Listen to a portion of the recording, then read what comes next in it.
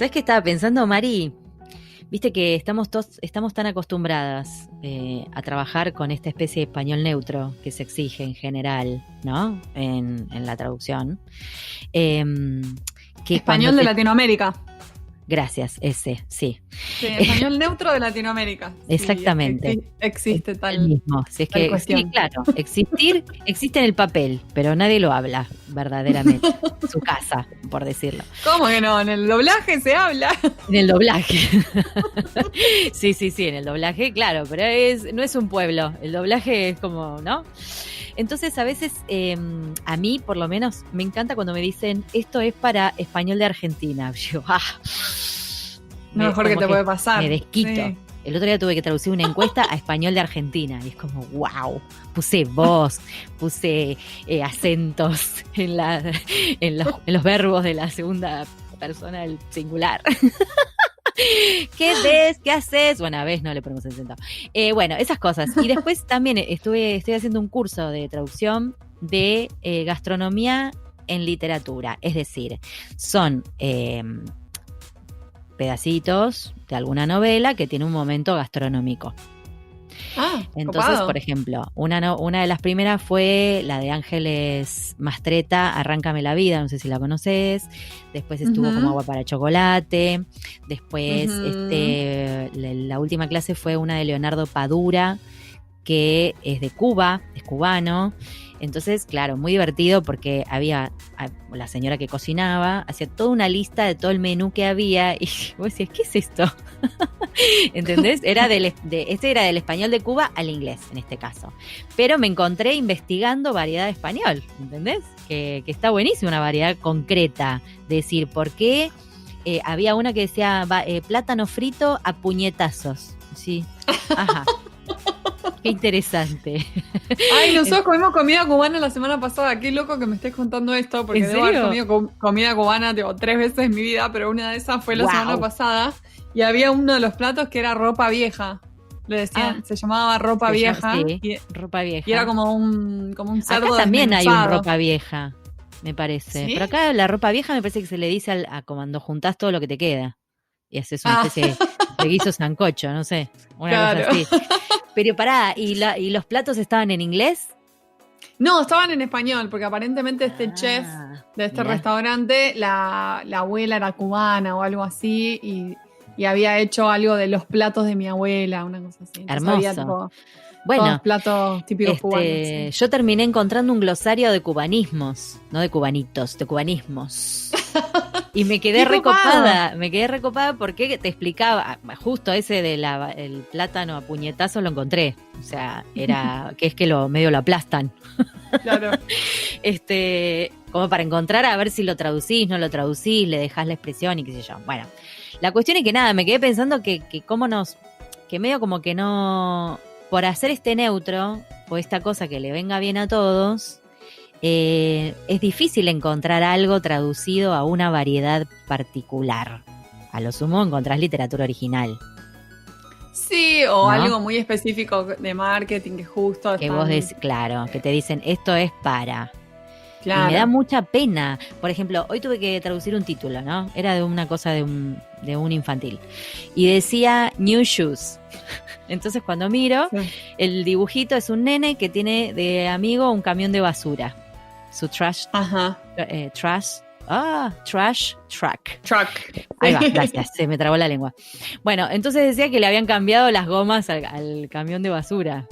Y eso acá, si vos le pones alta llanta al título, es un gol. Porque acá se le dice llanta a las zapatillas, por ejemplo. ¿Entendés? Muy en buena, Argentina. claro, muy buena. Pero no lo podía poner y fue como... maldición. Ahí te da mucha bronca, sí, porque tal cual, es que cuando...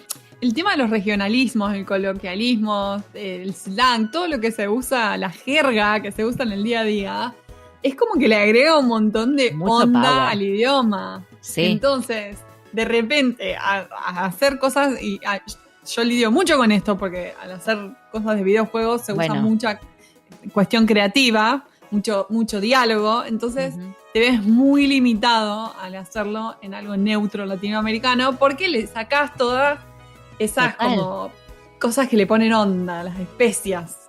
Claro. Spicing up the language. Sí, es así, es así. O sea, a mí siempre me da como pena, ¿viste? Sacrificar eso. Pero bueno, obviamente te están pidiendo una variedad para todos y entonces uno sigue y se acostumbra a eso. Pero a mí me encanta, lo disfruto un montón cuando puedo hacer algo que está relacionado directamente o con lo nuestro, que es lo que conocemos, que me pasó también el año pasado con la traducción teatral, ¿no? Cuando buscábamos expresiones nuestras, porque estábamos haciéndolo acá. Entonces, claro. ¿por qué vas a escribirlo en neutro si lo íbamos a representar acá? Y a mí me da mucha envidia los de español de España, porque los de español de España pueden usar todos los regionalismos, como que le pueden poner mucha más onda. En cambio, en Latinoamérica como que nos tenemos que conformar con algo neutro que... Es como que parecen hijos únicos, ¿viste? Nosotros compartimos todo con 25 hermanos. No se puede. No es lo mismo. No es igual, los quiero mucho, pero no es igual tener que hablar en una cosa inventada para que se entiendan todos, para homogeneizar, para que sea más barato. Como que, Tal cual. ¿no? Es medio un garrón. Y bueno, y hoy un garrón, no sé cómo se dice garrón en otras variantes de Latinoamérica. So sorry, si quieren votar después, qué sé yo, me escriben de Chile, Uruguay, Perú, donde quieran, y nos cuentan cómo dicen garrón. ¿Qué es un garrón?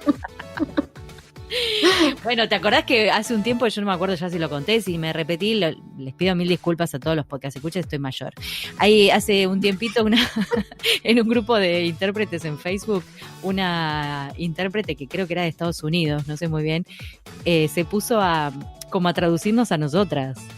Alguien comentó algo de un episodio nuestro y ella empezó a explicar, chabón es un señor, una persona, y empezó a explicar las cosas que decía.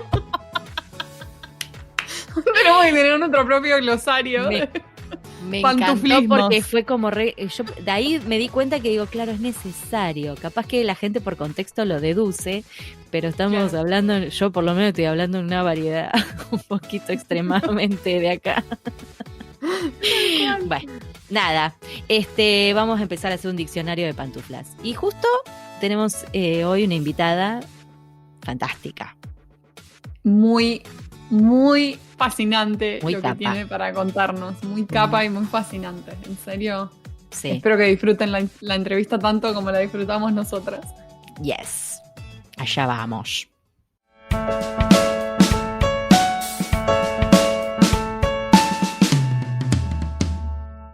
Hoy tenemos el agrado de entrevistar a Victoria Boschiroli. Ella es licenciada en Letras con orientación en Lingüística y posee el título de Postgraduate Diploma in Education and Professional Development. Además, es máster en elaboración de diccionarios y control del léxico español. Se desempeña como investigadora docente y es profesora de las carreras de profesorado y traductorado. Su principal área de interés es la lexicografía monolingüe y bilingüe. Participó del diseño y la elaboración del Diccionario Integral del Español de la Argentina, Voz Activa. Estuvo a cargo de la coordinación de contenidos lexicográficos y edición de contenidos del Diccionario del Léxico de la Política Argentina, Palabras en Democracia. Participó también en la redacción y edición de distintos diccionarios español-inglés. En la actualidad integra la Comisión Lexicográfica del Diccionario Online de Neologismos del Español Anteario. Victoria, es un placer que estés aquí con nosotras en Pantuflas. Muchas gracias. Bienvenida en Pantuflas. Por favor, es un placer. Nos intriga mucho porque vos estás acá del lado del frío, si estás con las pantuflas. No, vos sabés que... Editemos esto, editemos.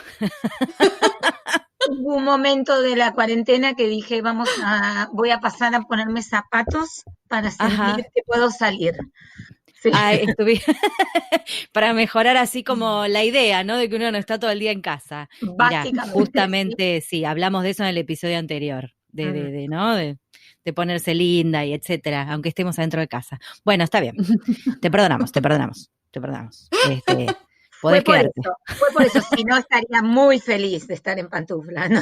Ay, sí, es que yo le cuento a los podcasts, escucha, que en Buenos Aires está haciendo un frío tremendo, pero hacía varios inviernos que no hacía tanto frío continuado, me parece a mí, ¿no? Sí, y encima dentro de casa, uno medio quieto, como que está, sí, no sé, está como muy fresco.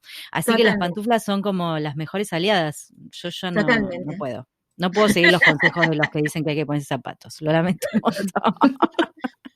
No, es simplemente una especie de puente con la realidad que decidí. Claro. Pero después está perfecto. Lo que a cada uno le hace bien está perfecto. Y sí. Hay que transitar este momento.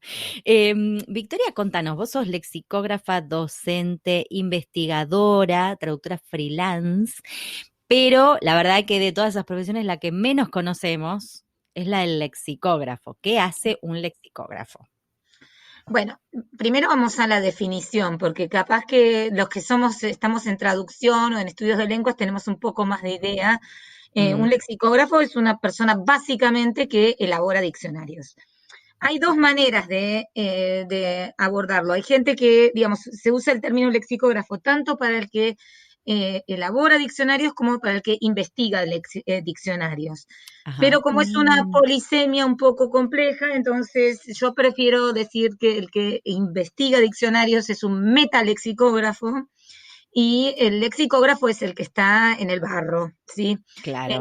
El que planifica, escribe y, bueno, y elabora distintos diccionarios, ¿sí? Claro. Entonces, básicamente el trabajo de un lexicógrafo, como yo me entiendo a mí misma, aunque también hago metalexicografía, tiene que ver con todo lo que signifique planificar y desarrollar un diccionario. Claro. Por supuesto, el tema es que, bueno, cuando decimos un diccionario, todos tenemos una idea prototípica de qué es un diccionario y lo imaginamos como el diccionario de lengua monolingüe, ¿no? O sea, y en castellano tenemos además una idea del diccionario que es el de la Real Academia, o sea, ese es el diccionario por excelencia. El diccionario. Es el diccionario.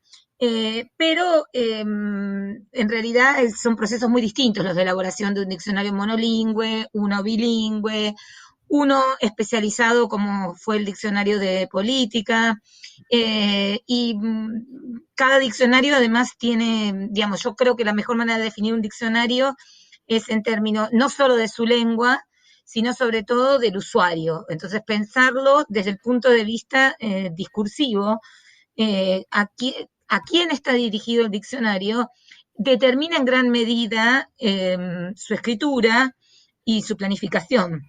Claro. Y cambia muchísimo de un diccionario a otro, ¿no? En ese sentido. Claro, yo pienso en planificar un diccionario y creo que no sé, me muero antes, no sé, me parece como una tarea titánica. Los tiempos, a mí, como que para mí, como un diccionario te lleva una vida misma. ¿Cuánto tiempo lleva armar, ponerlo y publicarlo y todo? Depende, ¿no? Pero claro. Sí, pero depende, cualquier proyecto lexicográfico que emprendas es un proyecto a muy largo aliento. Por eso es que hay pocos, ¿sí? Claro. Salvo, digamos, excepciones como los diccionarios institucionales, como el de la Real Academia, que también tiene unos tiempos tremendos. O para mí un modelo de diccionario monolingüe, que es el Diccionario del Español de México, que se edita desde el Colegio de México. El editor es el profesor Lara, que fue un diccionario revolucionario porque fue el primer diccionario de lengua integral de una variedad de lengua no peninsular, digamos. O sea, el primer modelo de diccionario, digamos, hecho como el diccionario, no un diccionario de mexicanismos, es decir, no un diccionario de aquello que diferencia a México del resto de las variedades de español, sino representando la lengua que se habla en México, ¿no? Ese fue un proyecto revolucionario, pero fíjense que llevado a cabo en el marco de una universidad. O sea, y sigue siendo publicado por una universidad de sumo prestigio y enorme nivel como el Colegio de México, financiado por el Estado mexicano. Entonces, es un proyecto que es de muy largo aliento porque sigue vigente, pero que tiene ese tipo de financiación. Entonces, como vos decís, y digamos, y como lo sabe muy bien todo traductor, la variable tiempo viene siempre asociado con la variable dinero. Entonces, sí, y también la estructura, no solamente sí, la estructura económica, sino la estructura para poder hacer eso que una universidad te la da, la te la verdad. da, exactamente, Ese te es la un da. lugar ideal. El lugar ideal es una universidad o un ámbito oficial. Claro. eh, y difícilmente digamos, y los emprendimientos empresariales son complejos justamente por esto, porque es un trabajo Claro. de mucho tiempo de planificación y después de realización también de mucho tiempo, muchas personas y un nivel muy alto de corrección y de edición, ¿sí? Porque Total. pensá que tiene que tener un diccionario, se aspira a que sea consistente y Ujú. es muy Claro. complejo, eso es muy complejo. Sí, tal Eh, cual. Tiene que Me quedar imagino que como sí. perfecto, además. Claro, y claro. se espera que sea perfecto y todo el mundo está buscándole el error. Entonces, Sí. Sí, tal cual. y es fácil, Victoria, y sí, veo que tenés el máster de elaboración de sí, diccionarios y control del léxico español. sí. Contanos qué te motivó a hacer esta maestría y Bueno, en qué consiste. Bueno, en realidad la maestría la hice como para validar mi oficio. Yo ya tenía el oficio de lexicógrafa cuando hice la maestría. Eh, el oficio lo desarrollé, lo aprendí en el marco de unos proyectos de diccionarios bilingües de Pearson, de Longman, y tuve la gran fortuna de tener como mentora y como gran enseñante a Beatriz Galimberti Jarman, y Beatriz fue la directora del Oxford Spanish Dictionary, que es un diccionario ejemplar en cuanto Ujú. a diccionarios bilingües, tan ejemplar que Oxford lo sigue usando de modelo, digamos, usan el modelo del Oxford Spanish aún hoy en día como modelo de elaboración de diccionarios bilingües y de diccionarios automáticos, porque hoy en día la tarea de la lexicografía Claro. está en gran medida automatizada en Claro. otros países, no en el nuestro ni en castellano. Mm.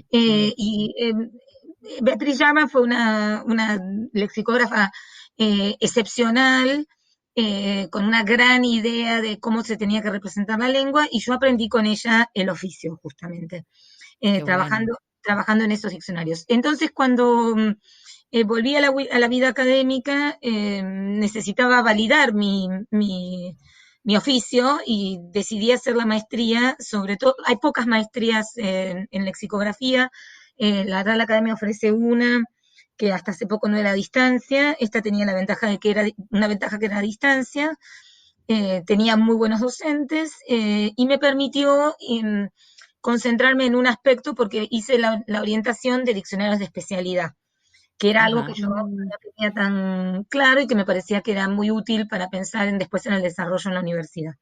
Y gracias a eso también fue un insumo importante para hacer el diccionario de política, ¿no? Claro, Ese, diccionarios de especialidad serían y como la gloria de cualquier traductor, la verdad. Si totalmente, pudiéramos es la tener, gloria del... Sí, ahí sería es como donde hermoso.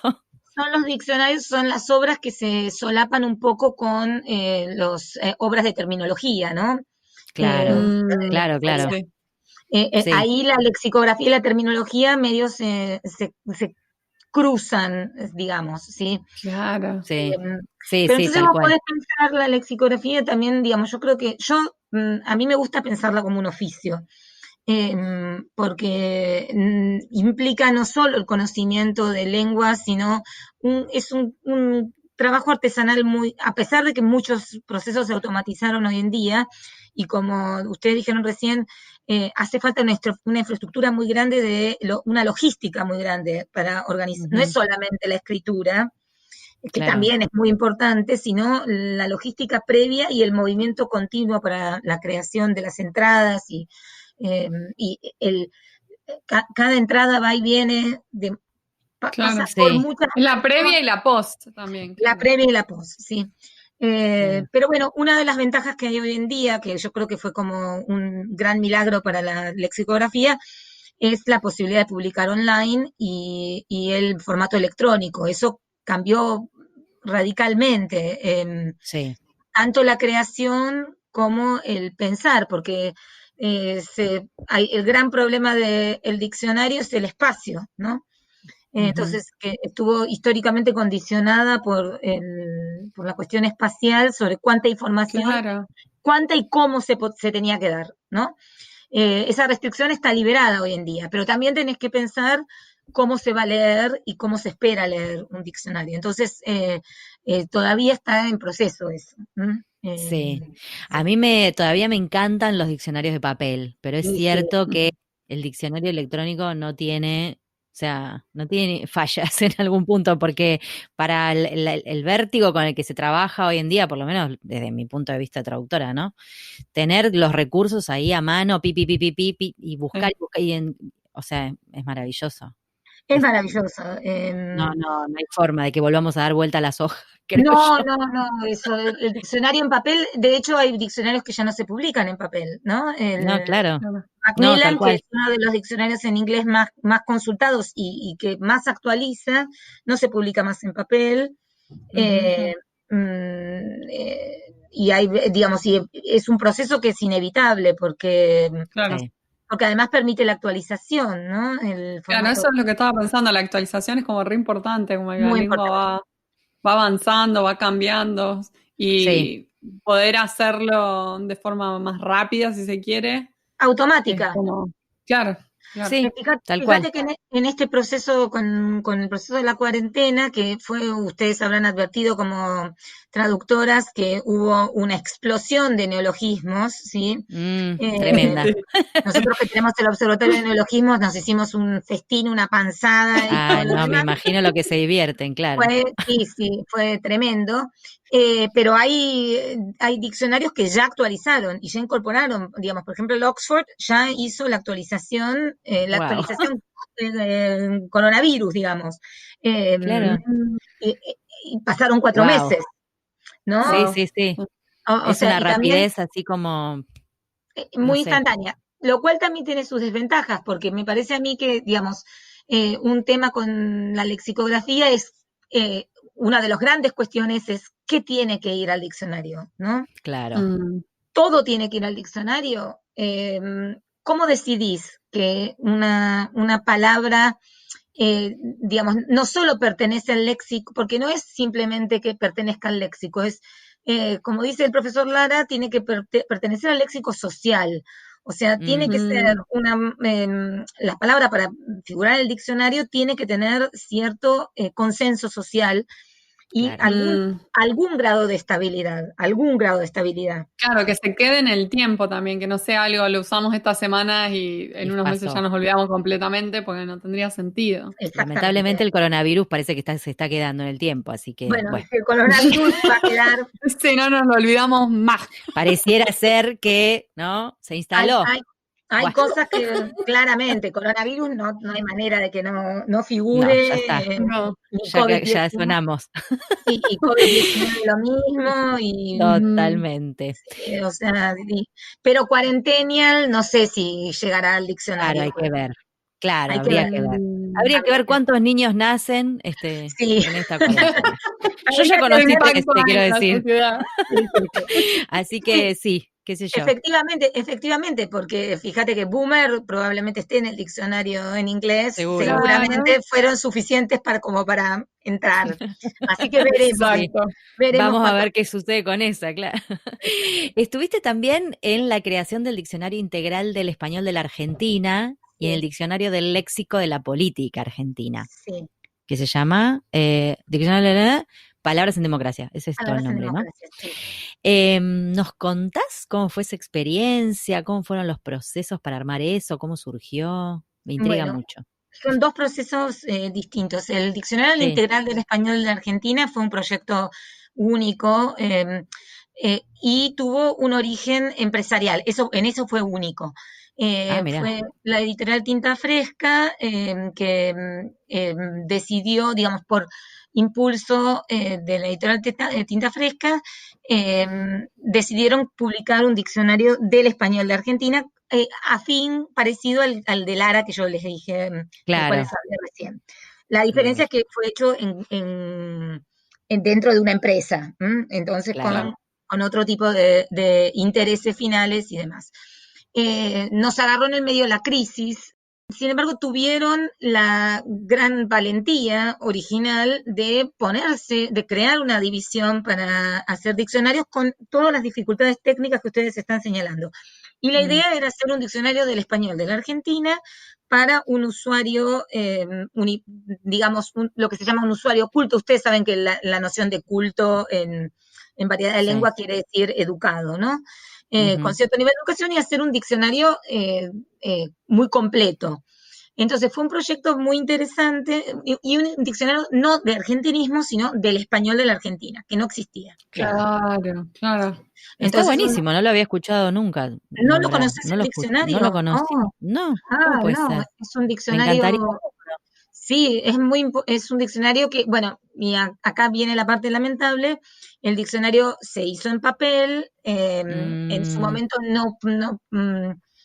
todavía no estaba muy claro qué significaba publicarlo online o hacerlo electrónico. Después Clarín lo publicó con el nombre de Diccionario Clarín, lo tuvo durante bastante tiempo online, pero se llamaba Diccionario Clarín, por lo tanto la gente no sabía de qué se trataba. Claro, qué pena.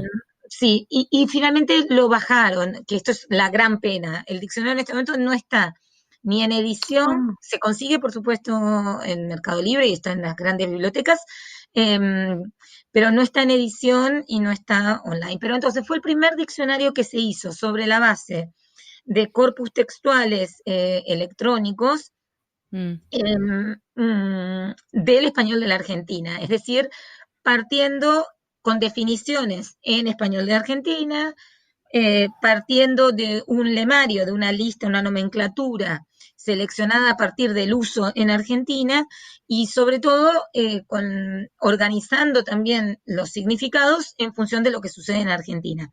Para darles un ejemplo, claro. Por ejemplo, un clásico que tenemos del español de Argentina que es prolijo, ¿no? Ajá. Que saben que en el sentido que usamos más habitualmente es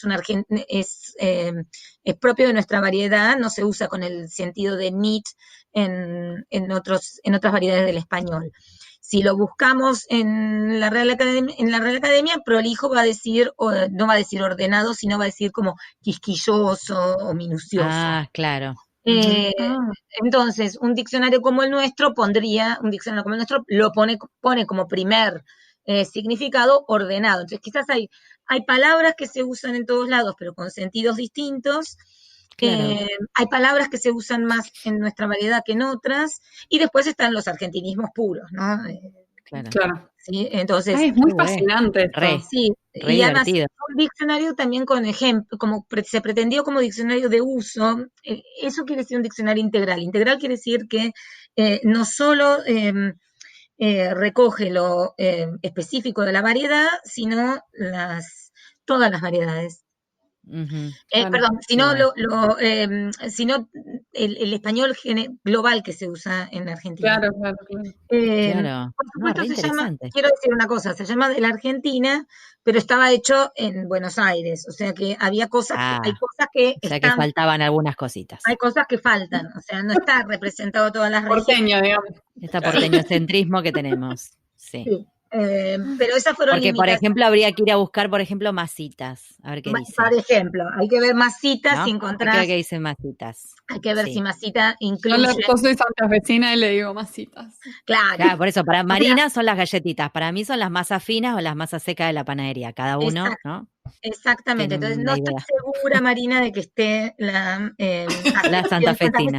Que debería conseguirlo ahora, porque debería estar. Debería estar, claro, debería estar. Pero uno de los problemas que tenés cuando elaborás un diccionario es la rigurosidad. Entonces, muchas veces uno de los grandes sacrificios, para decirlo, realmente es un sacrificio, tenés que sacrificar en pos de la rigurosidad, excluir información, ¿no? Porque si no, digamos, una de las cosas que tenés que aprender siendo lexicógrafo es a ser humilde en tu conocimiento de la lengua, muy humilde y muy abierto a los datos. y Claro. si no contás con los datos, es muy fácil inventar. Ustedes como Sí. traductoras saben que todo el mundo piensa, así como todo el mundo piensa que puede traducir, ¿no? Claro. Con conocer dos lenguas, como todo el mundo usa la lengua, piensa que sabe y que conoce la lengua que usa.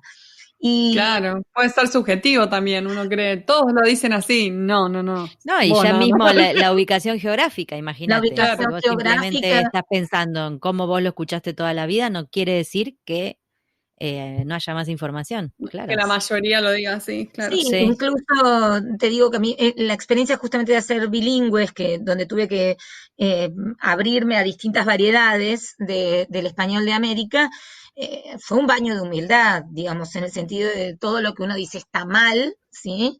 Eh, claro. yo me acuerdo la primera vez que vi aburrición, dije, ¿cómo aburrición? ¿Qué es esto? ¿Qué es este Eh, burro? claro, ¿qué es esto?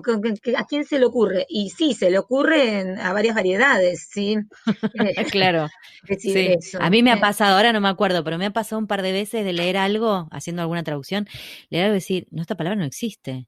Por las dudas me fijo en el diccionario. Y voy y existe. Y yo, ay, Dios, Existe, entonces esto es un Sí, me tema, pasa. en pasa. ese sentido el lexicógrafo tiene que conocer muy bien su lengua, pero conocer muy bien tu lengua tiene que incluye saber todo lo que no sabes, ¿sí?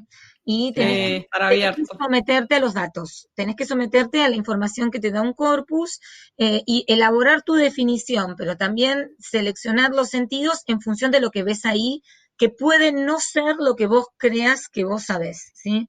Eh, Sí, Claro. claro. porque como individuo tenés una noción distorsionada, tenés que ponerte al servicio de la lengua, como también lo tiene que hacer un traductor, por supuesto, ¿no? Sí, claro, Eh, Claro, claro. claro. Bueno, pero acá me parece que es aún más riguroso todavía. Aún más riguroso porque Porque, el sí, diccionario tiene esa función de ley, una función que no se arroja a sí misma, pero que la sociedad sí le atribuye, que es la ley, es la palabra definitiva sobre sí, la lengua, ¿sí? Todo se claro. dirime ahí. Entonces, si bien tiene una función, digamos, si bien el lexicógrafo, lo último que quiere un buen lexicógrafo es ser prescriptivo, lo que quiere ser es descriptivo, es describir la realidad lingüística, te encontrás con que finalmente se usa prescriptivamente. Mm. Y no solo se usa prescriptivamente, sino que la gente lo busca, lo necesita, ¿no? Necesita Sí, esa. algo de dónde agarrarse, una información que vos digas, Mm, esto es fidedigno, esto está bien. Sí, sí, Si esto está no, bien. claro. medio como que dónde vas. Sí. Y el del léxico de la La política, política, ese me interesa mucho. ese fue muy lindo, fue un diccionario que, digamos, fue una obra que surgió de un proyecto interdisciplinario dentro de la universidad. Yo estoy en la Universidad Nacional de General Sarmiento Mm, y dentro de nuestro instituto, que es el Instituto de Desarrollo Humano, eh, digamos, desarrollamos este proyecto con la gente de ciencias políticas, de ciencias económicas y nosotros. Y el proyecto era recoger de las últimas, digamos, hasta creo que cubre hasta el 2013, sí, creo que sí, sí. las palabras más importantes de la política argentina en democracia. Eh, como o bien neologismos que habían surgido durante ese periodo, o bien Ujú. cómo habían adquirido y modificado su sentido palabras que son propias del discurso político, pero que están en circulación social, o sea, no desde una perspectiva estrictamente eh, sociológica o desde el punto de vista de la ciencia política. Sin embargo, Claro, todas fueron redactadas por especialistas en esa de eso. Entonces, por ejemplo, para darte una idea, desendeudamiento, ¿no?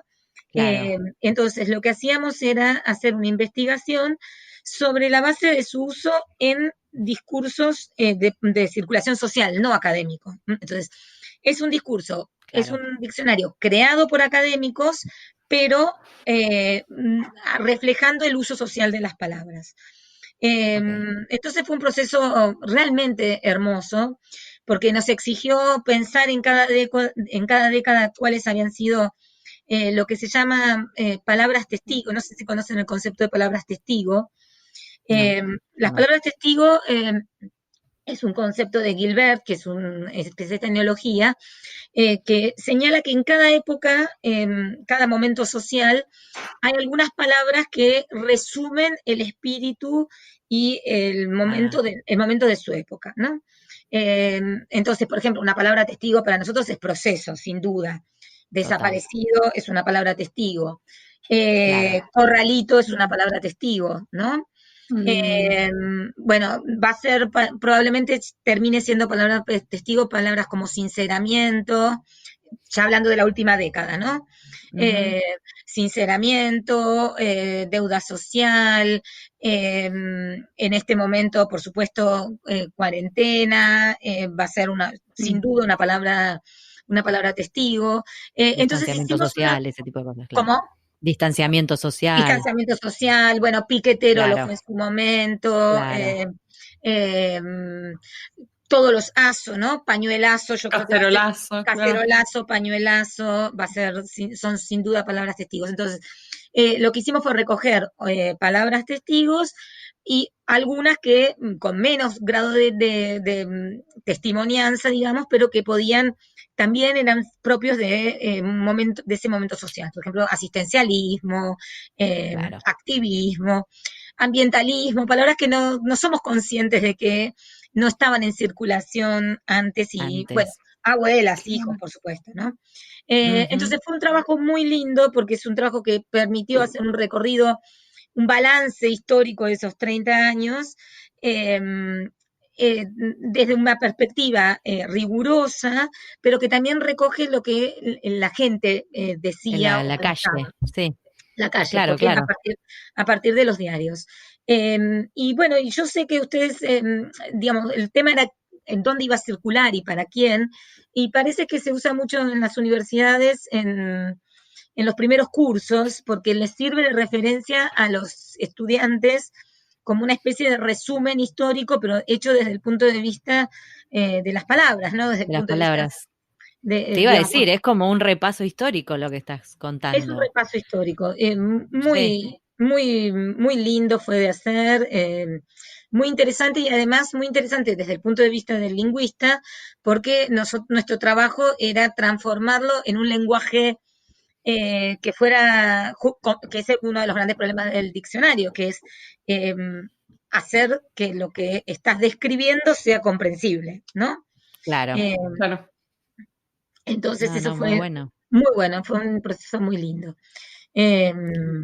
Distinto de otros procesos de elaboración de diccionario, ¿no? Porque son artículos largos, se leen como artículos, digamos, ¿sí? Claro, viene como con más explicación, o con más background, ahí va. Exacto. Sí.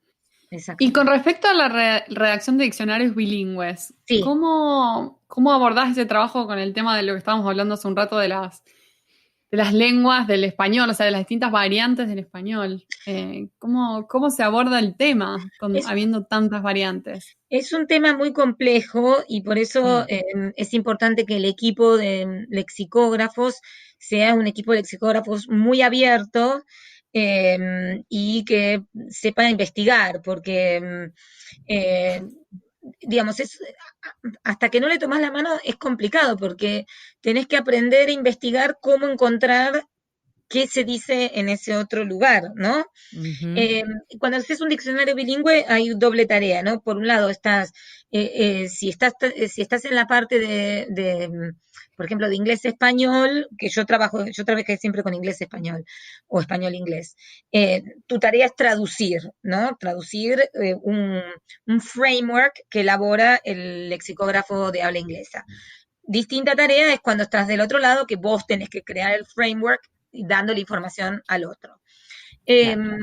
Entonces, es una tarea de investigación muy fuerte, que hoy en día los corpus ayudan mucho.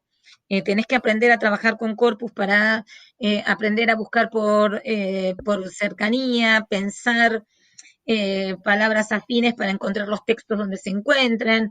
Pero bueno, por ejemplo, yo me acuerdo cuando me tocó calefón,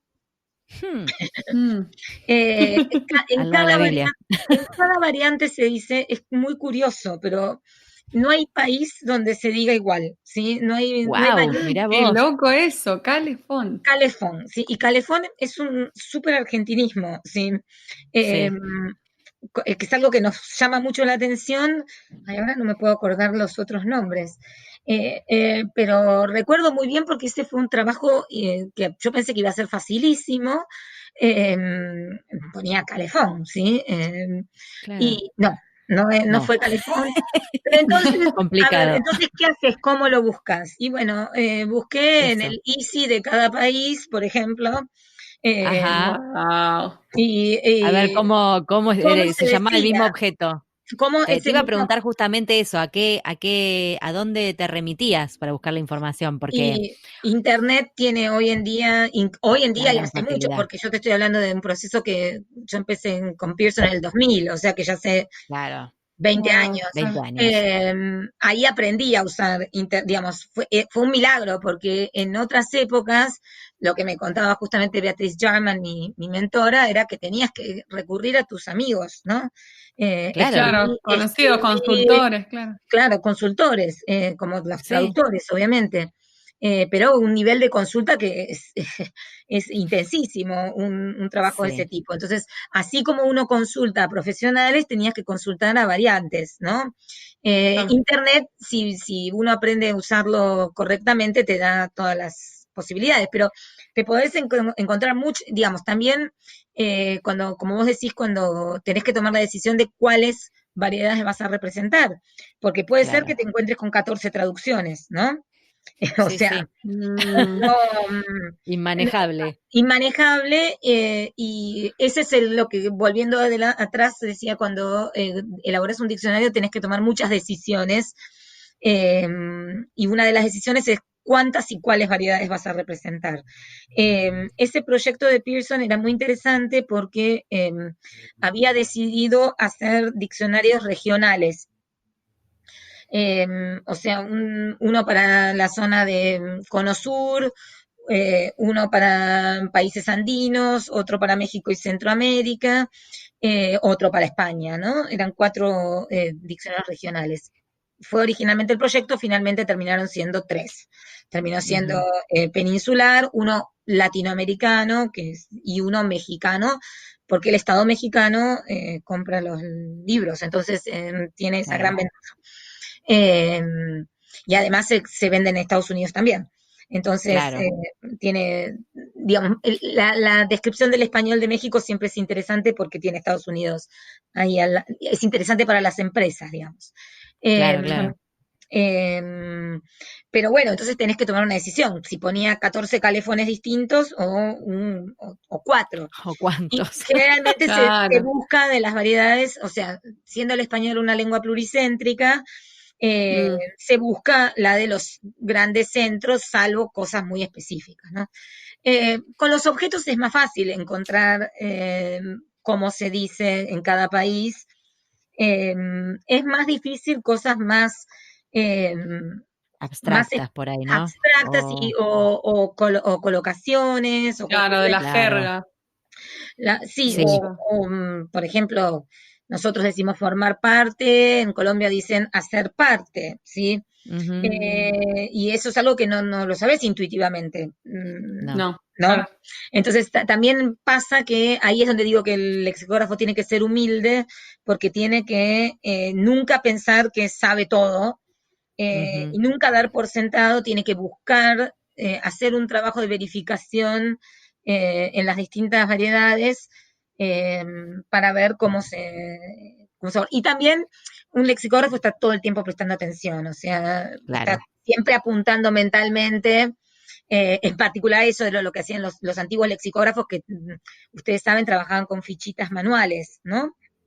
Claro, me Eh, imagino. Es Vivían llenando la fichitas. idea titánica que uno tiene cuando piensa un diccionario. Por más que todos tengamos en la mente el internet, yo me imagino una persona juntando fichitas, no sé, Claro, no, eso viendo, yo nunca hice fichitas, así te lo voy a decir. enloqueciendo. No, Muy María Moliner, mi imagen, no, perdón, claro, un pero María Moliner, pero claro, es un trabajo que fue titánico, el trabajo de María sí, Moliner, de Johnson en su momento, el primer Oxford, que tenían habitaciones llenas y llenas de fichitas, y el de la Real Academia también, que tienen todas las fichas guardadas, ¿sí? Sí. ¿Las tienen guardadas? Sí. Qué loco. Es una información tremenda, entonces continuamente tenían miles de informantes fichando. Claro. Es un trabajo de mucha precisión. Pero esto de las collocations es... Ay, perdón, seguí. No, decímelo, los collocations. No, que esto que decís de las collocations, que es cierto, expresiones, me lo veo mucho ahora con los venezolanos que tenemos acá, en Argentina, que de repente yo hablo mucho con un traductor venezolano y a veces me dice cosas que no te digo que me cuesta porque le entiendo, pero la estructura es rara, cómo me lo dice. Sí. Ya te mando el vínculo y ya te conecto, no sé, me lo dice de una manera rara, ¿no? Entonces uno se queda como, claro, es su forma. Sí, es muy interesante. Eso que vos señalás es muy interesante porque, digamos, uno piensa en el diccionario generalmente como la palabra y la definición, pero la redacción de la definición y los ejemplos que incluyas, y en particular cuando es uno bilingüe, el ejemplo, hay muchísimas palabras que no tienen equivalente, entonces lo que necesitas es crear un contexto mínimo que sirva para modelo para aquel que esté buscando el significado, la traducción de la palabra. Y eso es una gran restricción, tenés que encontrar un contexto que sirva para todas las variedades porque efectivamente las estructuras sintácticas varían de variedad en variedad, y las concurrencias. Lo que permite hoy en día la lexicografía actual está muy centrada en, digamos, es mucho menos atomicista de lo que era en el pasado, porque permite justamente, igual era algo que, por ejemplo, María Moliner también lo hacía, el tratar de reflejar no solo la palabra, sino la palabra en contexto. Y de hablarle a la persona común también, o sea, y la explicación. A la persona común y pensar cuáles son, hay que pensar qué quiere hacer la persona común con esa palabra, ¿no? Entonces eso hoy en día con la lexicografía de corpus ayuda muchísimo, tenés una cantidad de datos que antes no tenías. Que lo tenés, digamos, rigurosamente recogida. Claro. Bueno, Victoria, te cuento que en esta temporada, viste que estamos en la tercera temporada de En Pantuflas. Wow. Hace como 120 episodios que no nos sacamos las pantuflas. Entonces, tenemos una pregunta final, ¿no? Como para cerrar esta entrevista de corte filosófico, estás avisada. Así que Marina te va a hacer la pregunta, porque le encanta a ella. Yo tendré el honor. La science fiction question. Si pudieras volver el tiempo atrás, a cuando recién comenzabas tu carrera, ¿qué consejo profesional te darías? ¿Con mi carrera como lexicógrafa?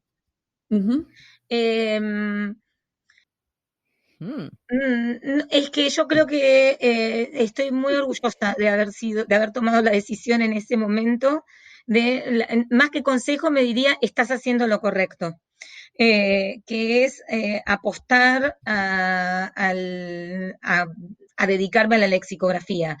Era una apuesta que era muy difícil porque tenía que dejar tareas más seguras y además que no sabía lo que me estaba enfrentando. Y creo que fue una gran decisión porque es mi pasión, o sea, en el momento en que empecé a trabajar en lexicografía, descubrí que tenía una pasión que desconocía, o sea, mi pasión eran las lenguas, supuestamente, pero ahí descubrí que mi pasión no eran las lenguas, era describir las lenguas desde el punto de vista lexicográfico. Entonces, más que, sí, lo que me diría es bien, hiciste bien. Claro. Seguí por ahí. Seguí por ahí, hiciste bien, y bueno, obviamente no es un trabajo, por supuesto, también la otra cosa que me voy a decir es tener en cuenta que no vas a vivir de esto toda la vida. ¿Sí? Bueno, que claro. Tenés que encontrar el método para compatibilizarlo, pero creo que lo encontré. Es un buen consejo esto de darse confianza, la verdad. Sí, ¿Por qué no? Sí, es lo que a uno siempre le falta. No son carreras. Un poco de soy yo del futuro, seguí. No, sí, pero seguí. Ahí va. Me gusta. Exactamente. Me gusta también, sí. Muy bueno. Bueno, muchísimas gracias. La verdad ha sido una entrevista muy informativa porque yo me enteré de muchas cosas que no sabía. Después te voy a pedir los links de los diccionarios que tengas, digo, que nos quieras pasar, el de México, al que me hablaste. El de México se los recomiendo, pero profundamente, además a todo traductor me parece que lo tiene que tener muy en cuenta. Es el que se llama, a ver, Diccionario del Español de México, ¿es el que dijiste? DEM, que tiene como un pajarito. Sí, exacto. Lo tengo acá. Perfecto. Listo. Así lo compartimos con los podcast escuchas y lo usamos. Sí, usalo porque tiene muy buenas definiciones. Es un diccionario que es muy anti-RAE, digamos. Lo queremos un montón, no, mentira. Claro, porque digamos, lo necesitamos. A María Moliner la amamos, la amamos, pero María Moliner tuvo que hacer algo, digamos, yo creo que fue una víctima del patriarcado lexicográfico, que es que, y por lo cual es asombroso el trabajo que hizo, que es, ella incorporó el diccionario de la Real Academia a su diccionario, ¿no? Y claro. Las entradas incorporan las definiciones de la Real Academia, pero en cada entrada dice, bueno, pero además, ¿no? Está todo esto que la Real Academia no dice, digamos. Pero bueno, siempre desde el punto de vista peninsular. En cambio, el Diccionario del Español de México es de ser, sin tomar en cuenta en absoluto lo que dice la Real Academia. Hermoso, otra mirada completamente nueva. Es muy hermoso. Me gusta. Y les recomiendo al profesor Lara, es una persona de la cual se aprende mucho, sí. Excelente, excelente. Muchísimas gracias. No, muchas gracias, Victoria. Un placer. Bueno, igualmente, chicas, muchas gracias.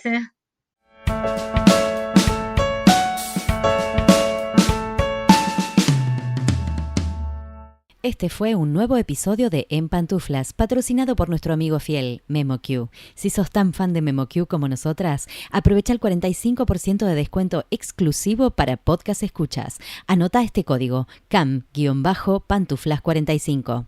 Podés encontrar todos los episodios del podcast en nuestra página, en _pantuflas.com, y suscribirte para escucharlos apenas salen en iTunes, Spotify y Google Podcast.